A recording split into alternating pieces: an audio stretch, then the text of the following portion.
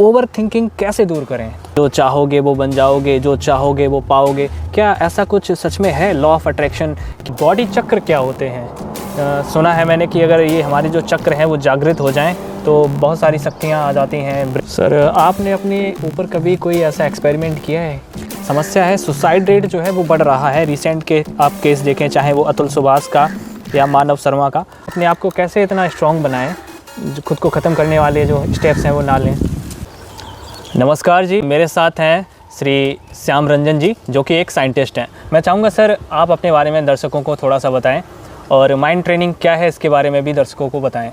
मेरा नाम श्याम रंजन है। मैं कई सालों से अपने रिसर्च अनुभव से भी जुड़ा हूँ। मैं स्विट्ज़रलैंड भी रहा 4 साल, मैरी क्यूरी फेलो हूँ और फिज़िक्स इंस्टीट्यूट में मेरा क्लाइमेट साइंस और इस पे मेरा काम था।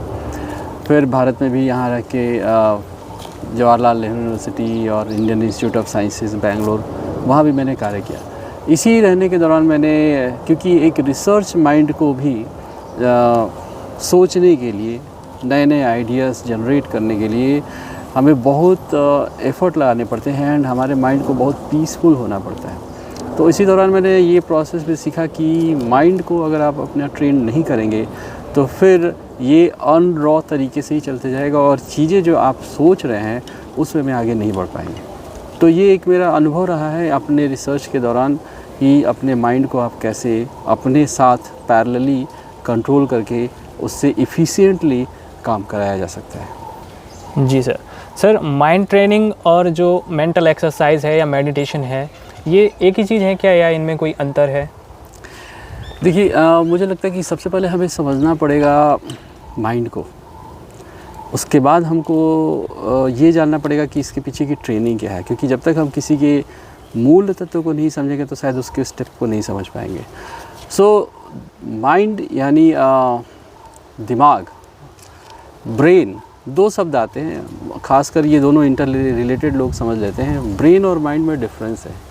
ब्रेन एक तरह से अगर इससे सिंपल साधारण शब्दों में समझाऊं तो ये एक हार्डवेयर है कंप्यूटर का, जबकि माइंड जो है वो आपका सॉफ्टवेयर है। ब्रेन जो होता है उसमें आपके ब्रेन में कई पार्ट्स होते हैं आपके, और वो प्रोसेसिंग का काम करता है। माइंड उसको कंट्रोल करता है कि कैसे किस डायरेक्शन में काम किया जाए। एक इंटरेस्टिंग फैक्ट ये है कि जो इंसानों का दिमाग है, हम इंसानों की बॉडी जो है वो नियरली 80% वाटर है इसमें। यानी अगर देखा जाए तो ब्रह्मांड का जो उत्पत्ति हुआ था उसमें जो मूल तत्व थे वो थे हाइड्रोजन, उसके बाद बने ऑक्सीजन और कार्बन। हमारा शरीर भी उसी हाइड्रोजन यानी हाइड्रोजन का H, ऑक्सीजन, कार्बन जो कि बिल्डिंग ब्लॉक्स ऑफ एलिमेंट है, इन्हीं सब तत्वों से बना है। और हमारा दिमाग भी करीब करीब 77% वाटर है, उसके बाद लिपिड्स आते हैं। यानी हम इस ब्रह्मांड से पूरी तरीके से लिंक्ड है उनके तत्वों से। लेकिन यही तत्व अलग अलग कॉम्बिनेशन करके एक नई नई संरचना करते हैं। विज्ञान भी अभी भी इस चीज़ में लगा हुआ है कि कैसे माइंड, जो कि एक सिंपलेस्ट एलिमेंट से बना हुआ है, कैसे इतनी सारी चीज़ों को विजुलाइज कर देता है। तो हमें पहले ये समझना पड़ेगा कि ये माइंड जो है किस तरीके से काम करता है।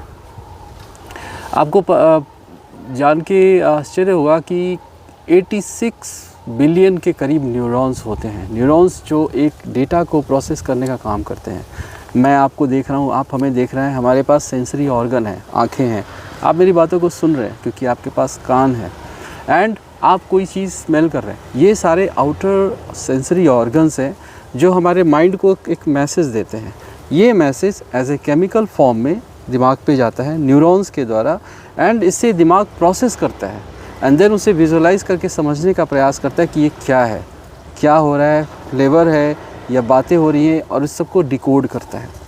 तो इसका मतलब ये हुआ कि इस हार्डवेयर में जिस तरीके का आप सॉफ्टवेयर फीड करेंगे, आप अपने माइंड को उसके अकॉर्डिंग कर लेंगे बिहेवियर वाइज। अगर आप बिहेवियर में अगर चेंज करेंगे तो आप अपने माइंड को प्रॉपर तरीके से ट्रेंड कर सकते हैं। जी सर, एक टर्म है रीवायरिंग द ब्रेन, तो इसको आप समझाइए, ये क्या है? क्या ये पॉसिबल है ब्रेन को रिवायर करना? बिल्कुल ही पॉसिबल है। अगर आप पढ़ेंगे देखेंगे, जो इंसान जन्म से ही अंधा होता है, यानी जो आँख देख नहीं पाता है या जो जन्म से ही अगर सुन नहीं पाता है, तो उस पे जब रिसर्च हुआ तो देखा गया क्या वो भी हमारे जैसे ही सोचते हैं। तो उनमें देखा गया कि नहीं, वो सपने जो देखते हैं वो भी सपने हमारे जैसे सतरंगी सपने नहीं देख सकते हैं। क्यों?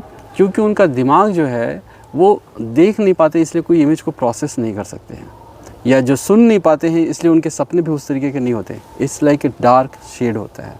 इसका मतलब ये हुआ कि हम जो भी चीज़ों को देख रहे हैं, परसीव कर रहे हैं, दिमाग जो है हमारा उसके अकॉर्डिंग ही रिस्पॉन्स दे रहा है। यानी यदि हम इस एनवायरनमेंट पे देख रहे हैं, यानी दिमाग जो है हमारा इसी के अकॉर्डिंग परसीव कर रहा है, तो अगर हम इस एनवायरनमेंट को बदल लें, ये माहौल को चेंज कर लें, तो हमारे दिमाग का प्रोसेसिंग भी उसके अकॉर्डिंग बदल जाएगा। और इसीलिए ब्रेन ट्रेनिंग के थ्रू आप अपने अलग अलग बिहेवियर, अलग अलग पैटर्न, अलग अलग टास्क से अपने दिमाग को फिर से रीवायर कर सकते हैं। हमारे ब्रेन की एक सबसे बड़ी खासियत जो मैंने बताया कि 86 बिलियंस के करीब न्यूरॉन्स होते हैं, और अगर उनके सब कनेक्शंस अगर आप जोड़ लेंगे तो एंड नंबर्स हो जाएंगे आपको। सो ये दिमाग की खासियत है कि कंडीशंस के अकॉर्डिंग अपने आप को फिर से रीवायरिंग कर सकता है। यानी अगर आप स्ट्रेसफुल कंडीशंस में हैं तो आप उस सिचुएशंस को तुरंत भी चेंज कर सकते हैं समय और ऊर्जा के साथ। सर, स्टूडेंट्स का एक सवाल रहता है कि पढ़ाई में मन नहीं लगता, दिमाग काम नहीं कर रहा, पढ़ने बैठते हैं तो फोकस नहीं हो रहा है। तो ये जो स्टूडेंट्स की समस्या है, तो माइंड को वो कैसे ट्रेंड करें कि उनकी जो पढ़ाई लिखाई है वो बेहतर बन जाए, उसमें वो ब्रिलियंट बन जाएं? जी, जैसा मैंने बताया कि जैसे किसी को जिम जाना है, जिम जाएंगे तो आपकी बॉडी जो है बिल्डअप होती है उसके अकॉर्डिंग। माइंड भी वैसी है। आपके दिमाग में मैंने बताया कि जो आपका ब्रेन है ये हार्डवेयर है, एंड माइंड जो है वो सॉफ्टवेयर है। तो हार्डवेयर फिक्स है, आप इसमें कुछ ज़्यादा चेंजेस नहीं कर सकते हैं। लेकिन हाँ, न्यूरॉन्स की एक खासियत है कि आप जैसे जैसे इसको टास्क देते जाएंगे वैसे वैसे ये कनेक्शंस बनाते जाते हैं। यहाँ पे जो है सबसे बड़ी एक बात है, हमारा दिमाग सिर्फ 20 वाट एनर्जी कंजम्पशन करता है और 2.5 पेटाबाइट की स्टोरेज स्पेस है। 2.5 पेटाबाइट स्टोरेज स्पेस अगर आप मॉडर्न टेक्नोलॉजी को अगर आप देखें तो उतनी स्पेस के लिए करीब करीब 2500 वाट एनर्जी की ज़रूरत पड़ेगी। यानी हमारा दिमाग हाईली इफ़िशियंट है, जो आज मॉडर्न साइंस में इतना इफ़िशियंट कॉम्पैक्ट स्पेस या कोई भी मेमोरी डिस्क नहीं बना पाया अभी तक। विच मीन्स कि हमारे पास वो सारी क्षमताएं हैं करने के लिए। समस्या ये होती है कि हमें करना पड़ेगा, आप बैठे बैठे नहीं होता है। दिमाग खासकर डिस्ट्रैक्शन का जो सबसे बड़ा कारण है, हमारे दिमाग का जो फ्रंट पार्ट होता है, फ्रंटल कॉर्टेक्स जिसे बोलते हैं, इसका काम होता है लॉजिक, रीजनिंग का, सोचने का। और दिमाग पे आप जितना इसे टास्क देते जाएंगे, बिकॉज इवोल्यूशन प्रोसेस के दौरान दिमाग जो है बहुत जल्दी किसी चीज़ों से बोर हो जाता है। यानी अगर एक इंसान का दिमाग कोई चीज़ों को सीख लिया तो उसके बाद उसे लगता है कि ये टास्क तो मैंने अचीव कर लिया, व्हाट नेक्स्ट। एंड आप जब कोई टास्क में पारंगत हो जाते हैं तो वहाँ फिर धीरे धीरे ब्लड फ्लो वहाँ कम हो जाता है, बिकॉज दिमाग को एक साइकोलॉजिकल मैसेज रहता है कि नाउ आपको ये चीज़ें अब पता है। तो अगर आप वही काम कर रहे हैं या रिपीट कर रहे हैं तो फिर दिमाग धीरे धीरे बोरिंग की तरफ चले जाता है और आपका डिस्ट्रैक्शन बढ़ने लगता है। इसको दूर करने का तरीका होता है कि आप keep on adding new things, learn something new always in your life. Then आपका दिमाग हमेशा नए नए चीज़ों के में इंगेज रहेगा, नए न्यूरोलॉजिकल कनेक्शंस बनेंगे, एंड इस तरीके से कभी भी आपको distraction and lack of focus की समस्या नहीं करना पड़ेगा। सर, जो यूथ है वो ओवर थिंकिंग से बहुत परेशान रहता है, बहुत ज़्यादा सोचता है। कोई छोटी मोटी बात हो जाती है तो उसको लेके परेशान हो जाता है, कहीं किसी ने कुछ बोल दिया तो उसको लेके परेशान हो जाता है। तो ओवर थिंकिंग कैसे दूर करें? कई चीज़ें हैं यहाँ पे। पहली बात ये कि हमें समझना पड़ेगा कि जो सोच रहे हैं उस सोचने का हमारे पास एंड रिज़ल्ट क्या होने वाला है। आपके उस सोचने यानी आपकी थिंकिंग से यदि आपको कुछ रिवार्ड मिलने वाला है इन सेंस ऑफ आपके ब्रेन को, देन ब्रेन को एक मैसेज आता है कि ये काम करोगे तो तुम्हें रिवार्ड मिलेगा, एंड इस रिवार्ड को पाने के लिए ब्रेन फिर से वो काम करने लगता है। ये धीरे धीरे प्रक्रिया अगर आप किसी भी तरीके से अगर रिपीट करते हैं तो ये ओवरलूपिंग कंडीशंस बन जाती है, जहाँ दिमाग जो है सेम लूप में फंस जाता है एंड उसे लगता है कि ये सोचते रहो और उससे रिवार्ड मिलते रहेगा। इसी को आप ओवर थिंकिंग बोलते हैं, बिकॉज आप उस लूप से दिमाग जो होता है निकलना नहीं चाहता है। इसका तरीका होता है कि आपको इनहिबिशन बोलते हैं, उसे रोकना पड़ेगा। आपको अपने विल पावर, जो आपको कॉर्टेक्स है, विल पावर को आपको बढ़ाना पड़ेगा। आप जैसे जैसे अपने विल पावर को स्ट्रॉन्ग करेंगे, आप उसे रोक सकते हैं। बिकॉज़ कोई भी स्किल को या कोई भी नई चीज़ सीखने के लिए 3 चीज़ें ज़रूरी हैं: मेमोरी, प्रैक्टिस एंड डिस्ट्रैक्शन को रोकना। और इन सब के लिए आपको एक्शन करना ही पड़ेगा। अगर आप एक्शन नहीं करेंगे, आप ये सोचेंगे कि सिर्फ बैठे बैठे ही हो जाएगी, तो ये मुश्किल हो जाती है। बिकॉज़ दिमाग जो है, जो हमारे न्यूरॉन्स हैं, ये हाईली डिसऑर्डर्ड वे में है। कोई भी चीज़ें अरेंज नहीं है आपके कंप्यूटर की तरह कि ये CPU है, ये ग्राफिक्स कार्ड है, ये रैम है। It's full of mess. But आप जब नई चीज़ें यहाँ डालते हैं तो वो कनेक्शंस बनाते हैं न्यूरॉन्स, एंड देन नई प्रोसेसिंग होती है। तो इसलिए आपको कहीं ना कहीं इस ओवर थिंकिंग को रोकने के लिए ऑलवेज़ कुछ नई नई एक्टिविटीज़ में आपको इन्वॉल्व करना पड़ेगा अपने आप को। सर, एक टर्म है मेंटल ट्रॉमा। जैसे अभी एक IIT वाले बाबा जो हैं वो वायरल हैं, तो जब उनसे पूछा जाता है कि आप आध्यात्म में कैसे आए या घर बार आपने क्यों छोड़ दिया, तो वो कहते हैं कि उनको बचपन से एक मेंटल ट्रॉमा है, तो उसकी वजह से उन्होंने संसार की मोह माया त्याग दी। तो ये मेंटल ट्रॉमा क्या है? क्या इससे भी ठीक हुआ जा सकता है? हाँ, बिल्कुल ठीक हुआ जा सकता है। दिमाग में कई हिस्से हैं और हर दिमाग के अलग अलग हिस्से का अलग अलग रोल है। जैसे कि आपके दिमाग में अगर आप उसको लार्जली देखें तो सेरिबेलम, सेरिब्रम और आपको स्पाइनल जो बोलते हैं नीचे, ये अलग अलग काम इनका होता है। किसी का सोचने का काम होता है दिमाग के किसी हिस्से का, दिमाग के किसी हिस्से का काम इमोशंस का होता है, दिमाग के किसी हिस्से का काम रिफ्लेक्स करने का होता है, किसी हिस्से का काम बोलने का होता है। समटाइम्स कोई इंसिडेंस ऐसी होती है जो आपको बहुत देर तक के लिए एक्चुअली आपके लिए ट्रॉमेटिक कर देती है। एक चीज़ और भी है, इवोल्यूशंस में दिमाग हमारा इस तरीके से विकसित हुआ है कि हम कभी भी पेन को नहीं याद रखना चाहते हैं। इसीलिए दिमाग हमेशा प्लेजर कंडीशन में ही रहना चाहता है। यही कारण है कि हम जो हैं हमेशा वो चीज़ें करते हैं जिससे हमें प्लेजर मिले, वो चाहे ओवर थिंकिंग हो या फिर कोई ख्यालों में खो जाना, क्योंकि उससे जो न्यूरोट्रांसमीटर हार्मोन्स निकलते हैं वो एक प्लेजर का फील कराते हैं। ट्रॉमेटिक कंडीशन ऐसा होता है जो आपके जीवन में एक घटित हो जाता है और वो आपके लॉन्ग टर्म मेमोरी में चली जाती है। और कभी कभी अगर आपके पास अगर कुछ नहीं होता और अगर आप बैठे रहते हैं, अगर आप अपने आप को कॉन्शियस माइंड में ना कि आप पीछे के सब कॉन्शियस माइंड में बार बार चले जाते हैं, तो उससे क्या होता है कि वो वायरिंग, न्यूरॉन्स के कनेक्शंस एक लूप बना के बैठे रहते हैं, वो तुरंत से कनेक्ट हो जाते हैं और आपको फ्रंट पे आ जाती है वो सारी इमेज जो आप देखते हैं। इसका तरीका ये होता है कि आप अपने प्रेजेंट लाइफ में जीना शुरू करिए, ना कि आप हमेशा अपने आप को पास्ट में लेके जाएंगे, क्योंकि पास्ट जो है वो एक बार निकल गया समय, तो वो आना है नहीं आपके। And that you can do it by practising it. engaged your mind, engaged in some activities.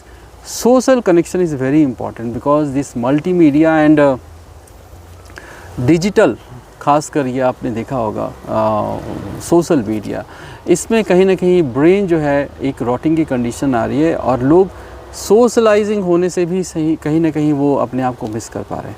सो आप मशीन्स जो हैं, of course that's a very good thing, but emotions को शेयर करने के लिए शायद एक इमोशनल माइंड की ही ज़रूरत पड़ती है जहाँ आप ह्यूमन के साथ बैठ सकें। So social connection is also very important thing, जहाँ पे आप एक दूसरे के साथ किसी को अपने दुख दर्द को साझा कर सकें, एंड बिल्कुल ही इसे दूर किया जा सकता है, ऐसी कोई बड़ी बात नहीं है इसे। सर, एक लॉ ऑफ अट्रैक्शन है, यूट्यूब पे बहुत सारी वीडियोस हैं, उसमें बताते हैं वो कि जो चाहोगे वो बन जाओगे, जो चाहोगे वो पाओगे। क्या ऐसा कुछ सच में है लॉ ऑफ अट्रैक्शन? क्या हमारे ब्रेन में इतनी शक्ति है कि हम जैसा चाहें वैसे प्रकृति को अपने हिसाब से ढाल सकते हैं या जो चाहें वो पा सकते हैं? बिल्कुल, ऐसा बहुत जगह इंटरनेट पे दिख जाता है कि हम इंसान जो है 90% तक अपने दिमाग का तो प्रयोग ही नहीं कर पाते हैं। सच्चाई ये भी है कि हर इंसान अपनी अगर पूरी आयु अगर जिए तो भी दिमाग में इतनी बड़ी स्टोरेज कैपेसिटी है कि वो कभी फुल नहीं हो पाता है। आप अपने कंप्यूटर में अगर आप टू मच डेटा डालेंगे तो शायद हो सकता है कंप्यूटर आपका फुल हो जाए, आपको फिर से हार्ड डिस्क एक्स्ट्रा ख़रीदना पड़े। बट हमारे दिमाग की बहुत बड़ी स्टोरेज कैपेसिटी है, एंड उतनी कैपेसिटी कि हम पूरी सारे कामों को कर भी नहीं पाते हैं। इसका मतलब ये है कि हमारे दिमाग में जितने न्यूरॉन्स कनेक्शंस हैं, आप जितने ज़्यादा टास्क करते जाएंगे वो न्यूरॉन्स न्यू कनेक्शंस बनाते जाएंगे एंड आप हर दिन एक नए टास्क को कर सकते हैं by practising and making your strategy. So ये बिल्कुल ही संभव है कि आपके पास असीम क्षमताएं हैं। विज्ञान बहुत सारे सवालों को अभी भी नहीं जानता। विज्ञान के पास अभी भी इस पे प्रयास कर रहा है कि कैसे एक कार्बन, हाइड्रोजन, ऑक्सीजन का बना हुआ एलिमेंट, हम आप लोग जहाँ बैठे हैं ये भी किसी मेटल का ही है, क्या इसके अंदर मेमोरी है? शायद नहीं है अगर विज्ञान की भाषा में देखें, बट यही कार्बन, हाइड्रोजन, ऑक्सीजन हमारे दिमाग में है और इसमें एक मेमोरी है। कैसे इस चीज़ों को प्रोसेस करके हम विजुलाइज़ कर लेते हैं, यही एलिमेंट कैसे हमें विजुलाइज़ करके दिखा देता है, ये एक विज्ञान के लिए भी सवाल है। तो इसका मतलब ये है कि विज्ञान अभी जो है हमारे मानव मस्तिष्क को अभी तक पूरी तरीके से समझ नहीं पाया है और इसमें बहुत सारी ऐसी फील्ड हैं जिसे जानना बाकी है और इसीलिए इसमें क्षमताएं भी असीम हैं। आप जितना प्रयास करेंगे बिल्कुल आप अपने आप को उसके अकॉर्डिंग बदल सकते हैं। सर, आपने एक बार बताया था कि ऋषियों के युग में जो ऋषि थे वो श्राप देते थे तो हाथ में जल लेके श्राप देते थे, तो आपने बताया था कि वाटर की भी मेमोरी होती है। देखिए वही जैसा मैंने अभी बताया ना कि हम सभी एक सिंपलेस्ट एलिमेंट के बने हुए हैं, वही कार्बन, हाइड्रोजन, ऑक्सीजन, वही ब्रह्मांड। अगर आप ब्रह्मांड की बात करें तो 91% हाइड्रोजन है एंड धरती पे बात करें तो 60% के करीब ऑक्सीजन है। हमारे बॉडी में खुद 65% ऑक्सीजन है। तो हम सभी इन सब से कोऑर्डिनेटेड हैं एंड हमारी बॉडी में जो वही एलिमेंट है उसके अंदर मेमोरी है, विच मीन्स हम लोग याद कर सकते हैं कि आपसे मैं मिला, किन से मिला। तो शायद ये विज्ञान के लिए भी जानना ज़रूरी है। विज्ञान एक रिसर्च में पहुंचा था कि वाटर के अंदर भी एक मेमोरी होती है। सो ये हो सकता है, वी नेवर नो, इस पर रिसर्च किया जाना बाकी है कि क्या वो वाटर या वो जो मंत्र होगा क्या वो किस टाइप से वाइब्रेशन, बिकॉज मंत्र is in nothing, is just a sound and अगर कोई इंसान कोई स्पेसिफिक फ्रिक्वेंसी के साउंड को प्रोड्यूस करता है तो एक ख़ास फ्रिक्वेंसी प्रोड्यूस होती है। वो फ्रिक्वेंसी कैसे किसी चीज़ में वो एनर्जी ट्रांसफ़र करती है एंड आप साउंड से हीट भी जनरेट कर सकते हैं। आप साउंड से बहुत सारी रेकी मेडिटेशन टेक्निक होती है, वो कैसे किसी पे इम्पैक्ट कर सकता है, ये एक विज्ञान को जानने की ज़रूरत है। और हमारे ऐसे ही हमारे पुराणों में ये सब बातें हैं कि अभिमंत्रित जल एंड चैंटिंग सम मंत्रा, कैसे वो वाइब्रेशन क्रिएट किए होंगे, ये एक विज्ञान को ज़रूर जानने की ज़रूरत है। सर, प्राचीन काल में हमको कहानियाँ सुनाई जाती हैं कि वो ध्यान के माध्यम से आंख बंद करके जो हमारे ऋषि थे और जो महापुरुष थे वो आपस में बात कर लिया करते थे। क्या ऐसा साइंटिफिकली पॉसिबल है? साइंस क्या कहता है इसको लेके? समय समय के साथ बहुत सारी ऐसी चीज़ें देखी गई हैं कि टेली कनेक्शंस, कभी कभी ऐसा भी है मेटाफिजिक्स में या साइकोलॉजी में देखा जाता है कि आप किसी को बहुत ज़्यादा दिल से याद करते हैं और शायद हो सकता है किसी का फ़ोन आ जाता है, या आप कभी किसी को बहुत ध्यान रखें और उसके बारे में कुछ आपको सुनने को मिल जाती है। ऐसा कैसे पॉसिबल है? अगर आप विज्ञान की बात करें तो शायद ये कोरी कल्पना लगेगी या शायद बकवास की बातें लगेगी, लेकिन जैसे मैंने बताया कि हमारे ब्रह्मांड में ही जैसे है कि एक होती है डार्क एनर्जी। उस डार्क एनर्जी के बारे में आज भी ब्रह्मांड को, विज्ञान जगत को नहीं पता कि वो डार्क एनर्जी क्या है। मिस्टीरियस एनर्जी जिसे बोलते हैं, और वो डार्क एनर्जी जितनी हम जानते हैं उससे ज़्यादा विशाल और बृहद है। तो विज्ञान में यानी इस ब्रह्मांड में ऐसे कई सारे आयाम हैं जिसके बारे में विज्ञान अभी तक समझ नहीं पाया और जान नहीं पाया, और हो सकता है आने वाले समय में इसके बारे में पता चल जाए। तो हमारे समय में ऋषि महर्षि या जो भी हमारे सेज जिस फील्ड में भी अगर वो मेडिटेशन करके अगर पता किए होंगे तो क्वाइट पॉसिबल है कि उन्हें पता होगा, लेकिन आज के टेक्निकल इंस्ट्रूमेंट से अभी तक हमारे पास वो उसकी डिकोडिंग नहीं हो पाई है कि वह कैसे होता है। अच्छा, जैसे सर अभी हम माइंड ट्रेनिंग की बात कर रहे हैं तो समाज में सर बहुत सारे ऐसे सीरियल किलर्स हैं, क्रिमिनल्स हैं, तो उनका माइंडसेट सर क्या होता है? वो मतलब एक आम से एक मानव से दानव कैसे बन जाते हैं सर? उनका माइंडसेट क्या होता है? एक रिसर्च हुई थी जिसमें देखा गया था कि जो लोग एक्सरसाइज करते हैं यानी जिम जाते हैं या रेगुलर एक्सरसाइज करते हैं, उनके दिमाग के एक हिस्सा जो है उसमें परिवर्तन होता है। जो लोग रेगुलर एथलीट हैं, एक्स्ट्रा एक्सरसाइज करते हैं, उनके दिमाग का वो हिस्सा और बड़ा हो जाता है, और जो लोग कुछ नहीं करते हैं उनके दिमाग का वो हिस्सा छोटा ही रहता है। Which means through your repetitive behaviour your repetitive work pattern, you can change some part of your neurological things. And psychological behaviour या साइकोलॉजिकल जो किलर की बात होती है, इसमें भी जो रिसर्च देखी गई है, एक देखा गया है कि कुछ हेरिडिटरी, कुछ जेनेटिक चेंजेस के चलते हुई हैं, और कुछ with time being, with growing age, कुछ सर्कमस्टांसेस और इन्वायरमेंट उनको फैक्टर को चेंज कर दिया। And once that person involve in that kind of act, sinful things, शायद दैट जो न्यूरोलॉजिकल कनेक्शंस थे वो बन गए, and he somewhere it's also part of research that he started to feel the pleasure. वो जो न्यूरोट्रांसमीटर हार्मोन्स है, that started to release and that start to feel the pleasure for that act, उसमें उसे आनंद आने लगा। And that's why जो भी काम, जैसे मैंने बताया कि हमारा दिमाग हमेशा आनंदमय स्थिति को चाहता है, इसीलिए हम वो काम करने का प्रयास करते हैं जिसे हमें आनंद मिले। अगर आपको समय बर्बाद करने में आनंद मिलता है, so you like to stay there in that mode, only thing that we need to change it. So psychological killer के केस में भी हो सकता है, क्वाइट पॉसिबल, कि उनकी जो न्यूरोलॉजिकल चेंजेस जो हैं वो उनको फोर्स करती हो उस तरफ ले जाने के लिए। सर, एक बागेश्वर धाम वाले बाबा हैं, पंडित धीरेन्द्र कृष्ण शास्त्री, तो लोग कहते हैं कि वो माइंड रीडर हैं। ऐसे ही बहुत सारे माइंड रीडर हैं, तो माइंड रीडिंग सर कैसे पॉसिबल हो पाती है? इसके बारे में, बागेश्वर बाबा के बारे में मेरे पास नहीं जानकारी है कि वो कैसे माइंड को रीड करते हैं या उनके पास कोई सिद्धियाँ हैं या क्या है, बट कुछ चीज़ें मैं अपनी अगर व्यक्तिगत बातें बता पाऊँ तो, जैसे मेरा फील्ड वर्क के लिए हिमालय जाना रहता है, तो गंगोत्री की तरफ गया था। तो गंगोत्री के पास नीचे एक पाताल गुफा है, वहाँ पे रस्सी से नीचे जाना पड़ता है। तो मैं और हमारी टीम के भी कुछ लोग गए थे, तो मुझे लगा कि मुझे मिलना चाहिए, क्योंकि ये लोग जो भी जिस फील्ड में बैठ के जो चीज़ ढूंढेगा, ऑफ कोर्स वो जो है उसमें पारंगत हो जाएगा।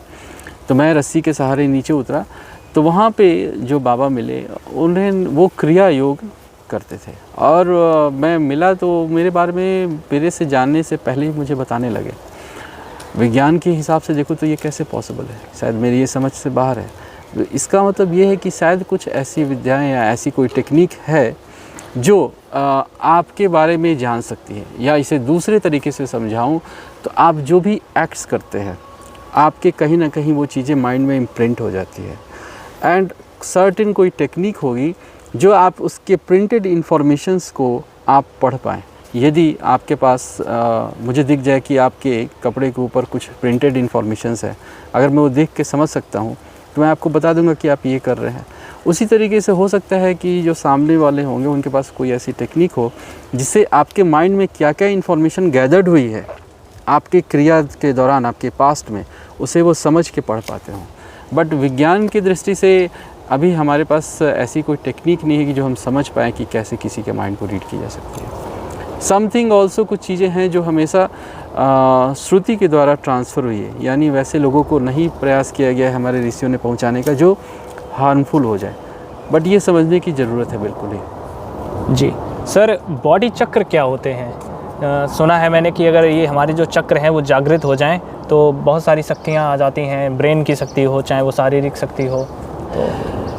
तो एक चीज़ तो श्योर है कि आप जितना अच्छे से अपने माइंड को ट्रेन करेंगे उतना ही बॉडी आपका सिंक्रोनाइज्ड रहेगा। एंड आपको अपने माइंड को ट्रेन करने के लिए, या फिर आपको उस बॉडी चक्र को, हर कोई का उद्देश्य ये नहीं होना चाहिए कि आप अपने बॉडी चक्रास को एक्टिवेट ही करें। अगर उस हिसाब से देखेंगे, आपके सनातन धर्म में बॉडी चक्रास की बात है, तिब्बतन्स फिलॉसफीज़ में भी वहाँ भी बॉडी चक्रास की बात है। बट शायद अगर दूसरे धर्म हो जाएंगे तो ऐसा नहीं है। बट इसका मतलब ये नहीं कि वो लोग ग्रो नहीं करते हैं, वो फील्ड भी ग्रो करते हैं। बहुत सारे अमीर ऐसे हुए हैं जो इस धर्म से बिलोंग ना करते हुए भी ग्रो किए हैं। इसका मतलब एक चीज़ फॉर श्योर है कि आप यदि अपने माइंड को सिंक्रोनाइज्ड, फोकस एंड एक्टिव किए हुए हैं अपने गोल को लेके, सो आप ये चक्रास अब एक्टिवेट करें या ना करें, आप उस गोल को अचीव कर सकते हैं।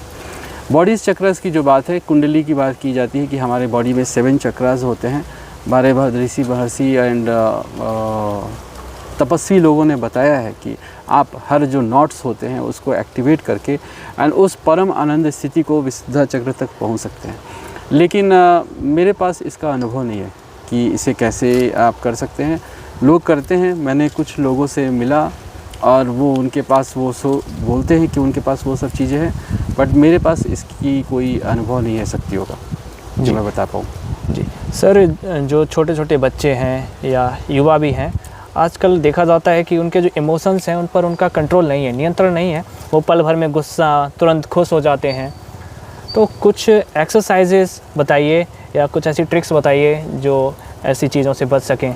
एक रिसर्च हुई है अभी हाल में जिसमें बताया गया है कि इंसान का दिमाग मॉडर्न एज में 12 मिनट ही अटेंशन टाइम है। यानी हम 12 मिनट के बाद आज के युवा डिस्ट्रैक्ट हो जाते हैं।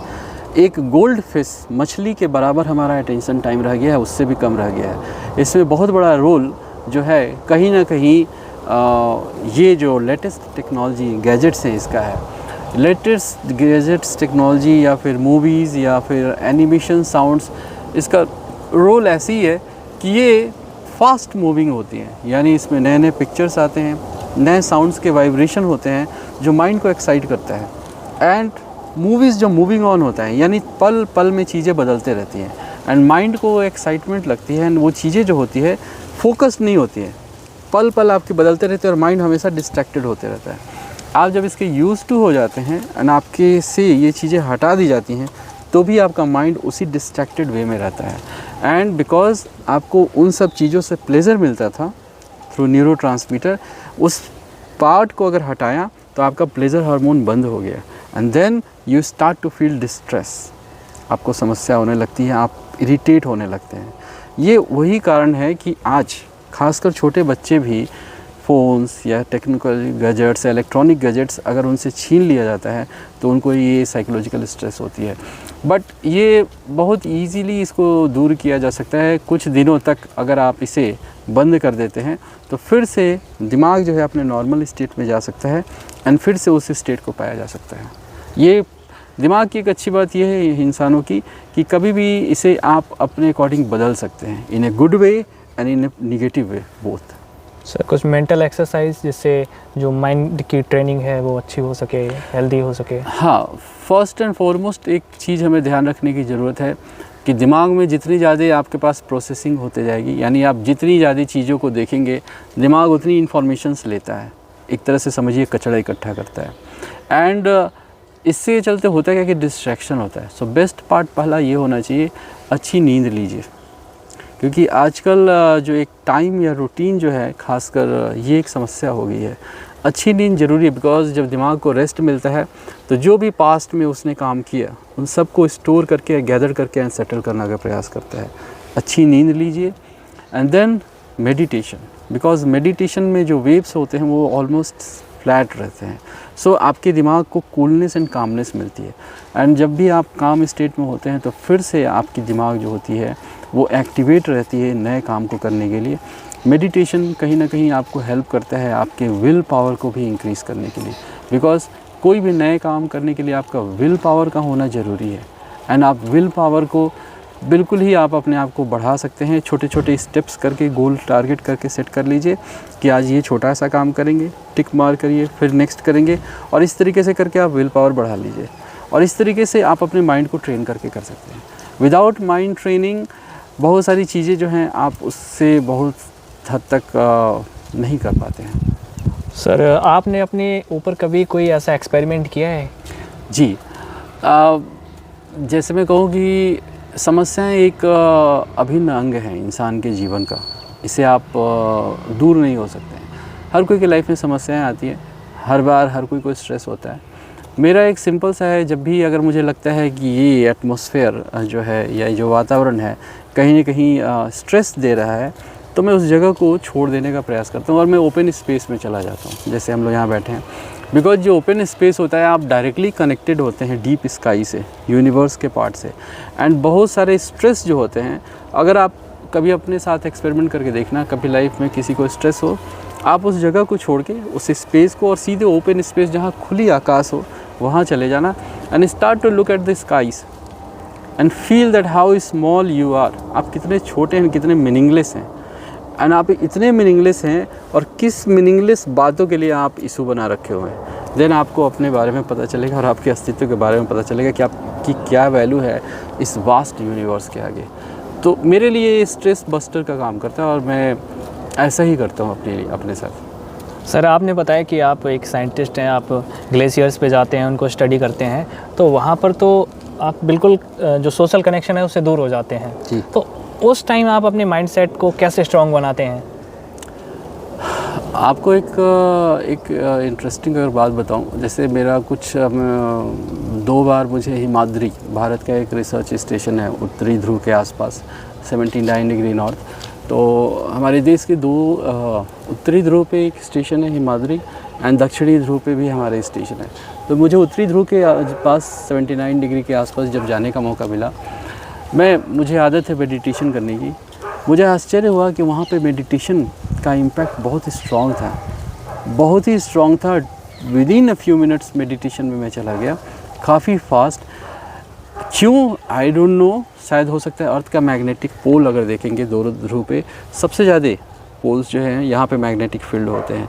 हो सकता है उस मेडिटेशन के साथ उनका सिंक्रोनाइज्ड हो गया हो, आई डोंट नो, बिकॉज आज तक इस तरीके से किसी ने सोचने का शायद हो सकता है प्रयास ना किया हो, क्योंकि ध्रुवों पे जाना संभव नहीं है। या तो आप अंटार्कटिका नहीं जा सकते बिकॉज वो ह्यूमन सेटलमेंट नहीं होती है, सिर्फ़ और सिर्फ रिसर्च पर्पज़ के लिए है, या फिर आप उत्तरी ध्रुव तरफ भी रिसर्च पर्पज़ के लिए जा सकते हैं। लेकिन अर्थ की मैग्नेटिक पोल से स्ट्रॉन्ग है, तो वहाँ पे काफ़ी मुझे स्ट्रॉन्ग ये फीलिंग हुई इस तरीके की मेडिटेशन की। और बिल्कुल मैं कहूँगा कि बिल्कुल किया जा सकता है। सर आपने मेडिटेशन की बात की, तो अक्सर कर हम देखते हैं अपने जो महापुरुष हैं उनके जब हम चित्रों को देखते हैं, जैसे छत्रपति शिवाजी महाराज, तो दिखाया जाता है कि वो मेडिटेशन कर रहे होते हैं मंदिर में बैठ के और शिवलिंग के सामने। तो इसके पीछे की क्या कोई साइंस है? देखिए बहुत सारी बातें चलती हैं। एक चीज़ है एनर्जी। ब्रह्मांड में एनर्जी चारों तरफ अनवरत अविरल फ्लो करते रहती है, और कोई भी ऐसी एनर्जी नहीं है, क्योंकि थर्मोडायनेमिक्स प्रिंसिपल में है कि आप ना एनर्जी को बना सकते हैं ना विनाश कर सकते हैं, सिर्फ आप उसे ट्रांसफॉर्म कर सकते हैं इस फॉर्म से अनदर। तो अगर ये बातें की जाए तो फिर भी हम सभी भी एनर्जी हैं। Of course once we will leave this body and then हम लोग भी ट्रांसफॉर्म हो जाएंगे one form to another one. वो कोई रिसीव करता है, कैसे कैश कर पाता है, वो एनर्जी क्या है, जैसे मैंने बताया डार्क एनर्जी, जो मिस्टीरियस एनर्जी जिसके बारे में अभी पता भी नहीं, कैसे किसी को हेल्प करती है, ये अभी भी विज्ञान की समझ में नहीं है। लेकिन हाँ, हमारे ऋषि महर्षियों ने बिल्कुल ये अनुभव किया। मैंने भी देखा है कि जो भी कोई सिद्ध जगह, क्योंकि इसका एक इकोलॉजिकल बात समझी जा सकती है कि जो सिद्ध जगह होती है जहाँ पे आप सेम शब्दों का रिपीटिशन करते हैं, यानी वहाँ पे वाइब्रेशनल फ्रीक्वेंसी बहुत हाई होती है। हम इंसान भी, जैसे मैंने बताया, हमारी बॉडी 80% तक नियरली वाटर है, एंड अगर एक फिक्स वाइब्रेशन देंगे आप तो इसमें भी रेजोनेट होता है, वाइब्रेशन होती है। So that kind of mantra, that kind of sound vibration can also resonate our mind and body, and that can help us in healing. So for sure ये संभव है कि वो लोग जिसके पास भी बैठ के पूजा अर्चना करते होंगे, वो एक वाइब्रेशनल उनको मिलती होगी जो उनके मेंटल ऑरा के लिए सूदिंग का काम करता होगा। क्योंकि दिमाग अगर आपका शांत है तभी दिमाग से ही सारी बॉडी कोऑर्डिनेट होती है, इसलिए दिमाग का कोऑर्डिनेशन रहना ज़रूरी है, और वो हो सकता है। सर होता क्या है, जब हमें ह्यूमन बिहेवियर को समझना होता है तो एक ह्यूमन साइकोलॉजी को हम सबसे पहले देखते हैं। जैसे मेरे साथ क्या होता है कि आगे क्या होने वाला है इसका अंदाज़ा मैं लगाता हूँ सामने वाले की एक्टिविटीज़ को देख के, कि अब ये उठ के वहाँ से जाने वाला है। तो सर ह्यूमन साइकोलॉजी क्या होती है? क्या जो मैंने बताया कि हम सिर्फ किसी के बिहेवियर को बस प्रिडिक्ट कर लें, ये ह्यूमन साइकोलॉजी है या फिर कुछ और?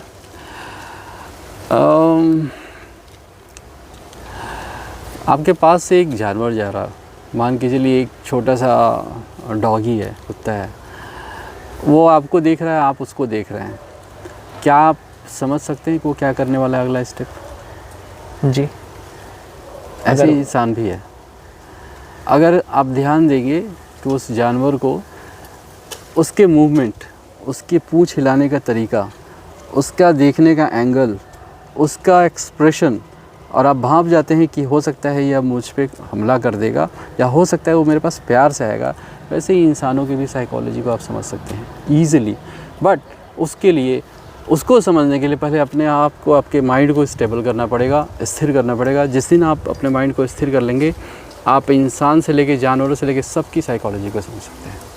तो सर ये इसके लिए कोई स्पेशल ट्रेनिंग या फिर क्या करना पड़ेगा? Settle your mind, the foremost thing. जितनी ज़्यादा आप अपने आप को स्थिर करेंगे, अपने दिमाग में स्थिरता लाएंगे, उतना ही ज़्यादा आप परसीव करना प्रयास करेंगे, लोगों को समझेंगे, आप इस नेचर को उतना समझेंगे। और जितना ज़्यादा आपके अंदर कौतूहल रहेगा तो आप दूसरे को नहीं समझ पाएंगे। तो हम लोग जब साइंस करते हैं तो उसमें हम लोग एक पढ़ते हैं बैकग्राउंड नॉइज़ लेवल। हर इंस्ट्रूमेंट, साइंटिफिक इंस्ट्रूमेंट जो होता है वो जब आप स्विच ऑन या इलेक्ट्रॉनिक सर्किट होता है तो एक नॉइज़ प्रोड्यूस करता है। और आप कोई चीज़ अगर मेज़र करते हैं तो उस पर देखा जाता है कि इस नॉइज़ से ऊपर उसकी कितनी वैल्यू आ रही है, तो उसका बैकग्राउंड नॉइज़ होता है। हम लोग प्रयास करते हैं या इंस्ट्रूमेंट जो होता है या रिसर्च में कि नॉइज़ का जो लेवल हो वो सबसे कम हो, देन जो सिग्नल होती है वो आपको दिखती है बड़ी। बट अगर आपका नॉइज़ का ही लेवल बड़ा है तो सिग्नल उसी में छुप जाएगी। माइंड भी ऐसे ही होता है, आपके माइंड का नॉइज़ को कम करना पड़ेगा। जितना ज़्यादा आपका नॉइज़ माइंड का कम रहेगा उतना ही आप बाहर के सिग्नल को रिसीव कर सकते हैं, समझ सकते हैं, इंटरप्रेट कर सकते हैं, एनालाइज कर सकते हैं और आगे के लिए जान सकते हैं। एक और बहुत बड़ी सर समस्या है सुसाइड रेट जो है वो बढ़ रहा है। रिसेंट के आप केस देखें, चाहे वो अतुल सुभाष का या मानव शर्मा का, तो सुसाइड उन्होंने कर लिया। उनके रिलेशनशिप ठीक नहीं थे उनकी पत्नी के साथ, या आपस में घर के कलेश जो होते हैं उनकी वजह से। तो क्या सर ऐसी हम अपने आप को कैसे इतना स्ट्रॉन्ग बनाएं, अपने माइंड को, कि ऐसी सिचुएशंस में भी हम डिगे नहीं और ऐसे जो खुद को ख़त्म करने वाले जो स्टेप्स हैं वो ना लें? जैसे मैंने बताया, फॉरमोस्ट सबसे इम्पॉर्टेंट चीज़ होती है इन्वायरमेंट। जब भी आपको लगे कि आप स्ट्रेसफुल सिचुएशन में जा रही हैं, आपकी सिचुएशन टेंस हो रही है, आपको उस इन्वायरमेंट को छोड़ देना चाहिए उस परिवेश में, क्योंकि वो इन्वायरमेंट जो होता है वो एक सिचुएशंस क्रिएट कर देता है। एंड आप जब तक उस इन्वायरमेंट में रहेंगे, वो सिचुएशंस में आप उस लूप में आ गए उस इन्वायरमेंट के।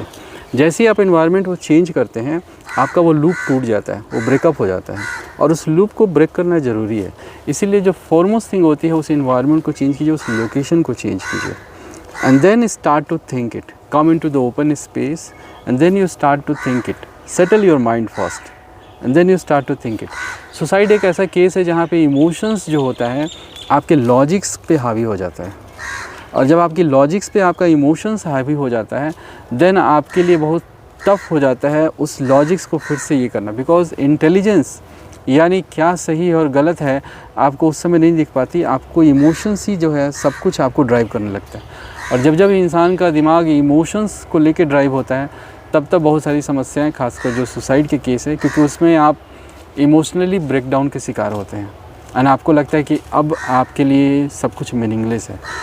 तो इसका सबसे अच्छा तरीका यही होता है कि आप जो है एटमॉस्फेयर को चेंज करके थोड़े देर अपने समय दीजिए अपने माइंड को सेटल होने का, बिकॉज़ उस समय आपका माइंड जो है यूज़ नॉइज़ कंडीशंस में है, उसको सेटल करना ज़रूरी है।